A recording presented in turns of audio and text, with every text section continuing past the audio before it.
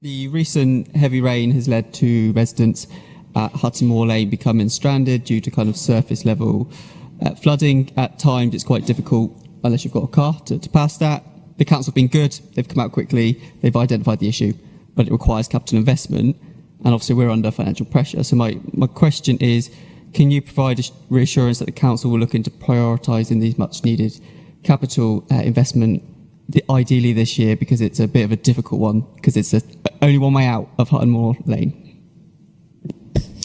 Thanks, Ciaran, and thank you as well for giving me notice of this question, which has enabled me to check the facts with the team. So it's not quite as clear-cut as you set out in your question, because the Highways and Flood Risk team are still investigating the exact causes of the flooding in this location. Unfortunately, there are no watercourses or surface water sewers in the vicinity, and the historic drainage records aren't very good, so it's not completely clear exactly how drainage is operating in that location. It may well be that they rely on soakaways. Because we've had the wettest 18 months on record, the ground is obviously saturated, and so soakaways aren't functioning in the way that they were intended to do.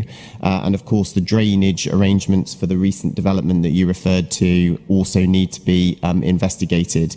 We are beginning some feasibility work to look at the viability of some capital works there, and whether there is a watercourse that could be accessed in order to support drainage in that area. But that's not straightforward because the relevant land is owned by a third party.